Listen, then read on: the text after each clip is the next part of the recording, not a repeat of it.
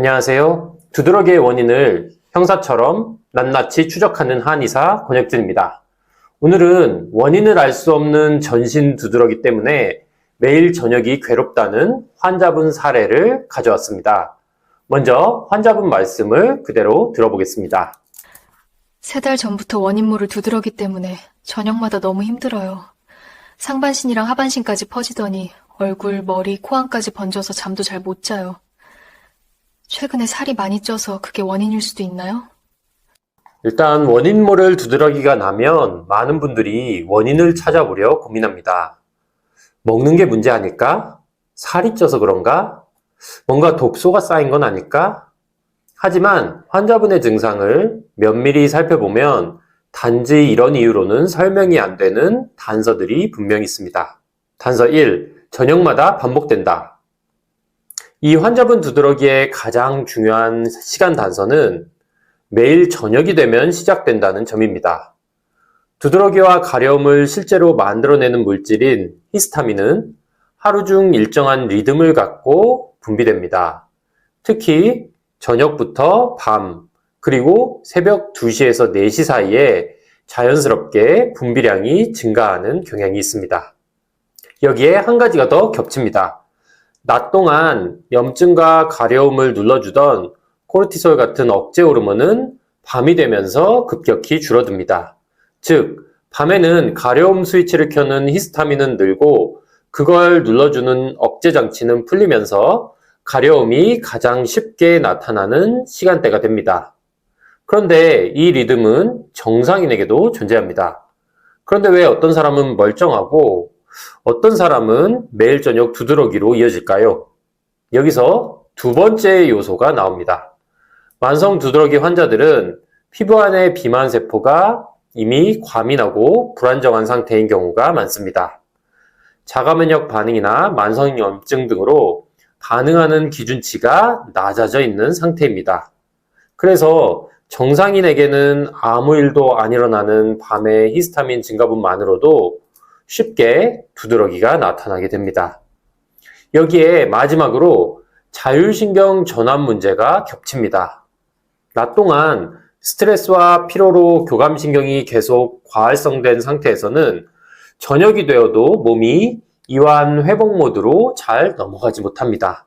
이때 피부에서는 혈관이 필요 이상으로 확장되고 체온이 올라가고 가려움 신호가 더 증폭되게 됩니다.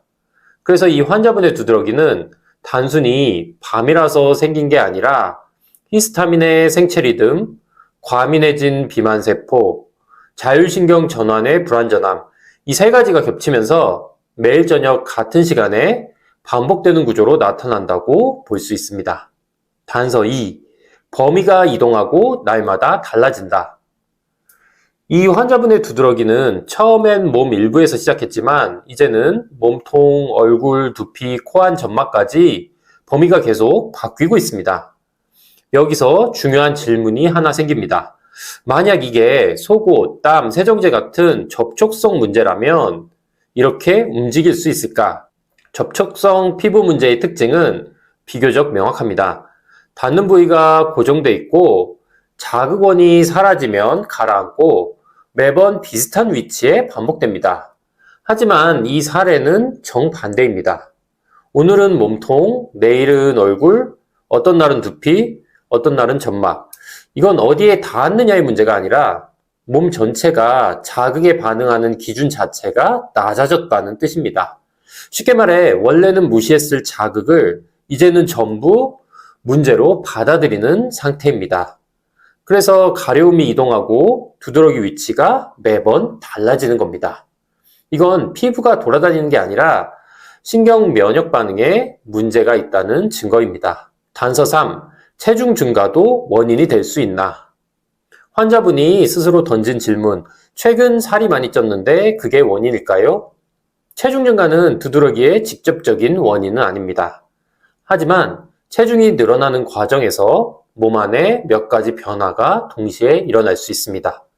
첫째로 염증 반응 기준이 낮아집니다. 지방 조직은 염증 반응을 촉진하는 물질들을 지속적으로 만들어냅니다. 체중이 늘수록 몸은 전체적으로 조금 더 예민한 상태가 됩니다. 둘째로 체중이 늘면서 수면의 질이 저하되는 경우가 꽤 있습니다. 마지막으로 자율신경의 회복 속도가 느려집니다. 낮 동안 쌓인 피로를 밤에다 회복하지 못하면 다음 날도 같은 상태가 반복될 수 있습니다. 이 세 가지가 겹치면 몸은 점점 하루하루를 겨우 참아내면서 버티게 됩니다. 그러다 어느 순간 피부처럼 가장 민감한 기관이 더 이상 못 버틴다고 무너져 내리면서 증상이 발현됩니다. 즉, 살이 쪄서 두드러기가 생겼다기보다는 체중 증가와 함께 몸의 회복력이 떨어지는 과정에서 두드러기가 나타난 것으로 보는 게 더 정확합니다. 그래서 이 사례를 어떻게 해석하느냐? 이 세 가지 단서를 종합하면 이 환자분의 두드러기는 특정 물질에 반응하는 알레르기성 두드러기라기보다는 전신 컨디션 변화에 따라 발생하는 만성 자발성 두드러기 패턴에 더 가깝습니다. 이 두드러기 어떻게 접근해야 할까? 이 타입의 두드러기는 이 음식 끊으세요, 살 빼면 좋아질 거예요 같은 단순한 조언만으로는 부족합니다. 중요한 건 세 가지입니다. 첫 번째로 신경 과민 상태를 낮추는 것, 두 번째로 면역 반응의 기준을 다시 안정화하는 것, 세 번째로 밤에 회복이 제대로 일어나는 몸 상태를 만드는 것. 즉, 두드러기를 쫓아가는 치료가 아니라 두드러기가 굳이 나올 필요 없는 몸 상태로 방향을 돌리는 접근이 필요합니다. 한방 치료는 도움이 될 수 있을까? 모든 전신 두드러기의 한약 치료가 정답은 아닙니다. 하지만 특정 음식이나 검사상 원인 요소가 없는 대신 전신 문제와의 연관성이 더 크다면 한의학적 관점에서 몸 전체의 반응 시스템을 재정비하는 접근을 충분히 고려해 볼 수 있습니다. 이 환자분의 두드러기는 몸이 지치고 회복이 안 되는 상태에서 가장 민감하고 가장 취약한 부위인 피부가 먼저 무너지면서 나타난 증상입니다. 두드러기는 참는다고 사라지지 않고 혼자 원인을 추측할수록 더 혼란스러워집니다. 이제는 왜 이렇게 내 몸이 예민해졌는지 그 원인을 차분히 설명받고 관리 방향을 다시 잡아야 할 시점일 수 있습니다. 긴 시간 영상 시청해 주셔서 감사합니다. 다음에 또 다른 사례로 찾아뵙도록 하겠습니다.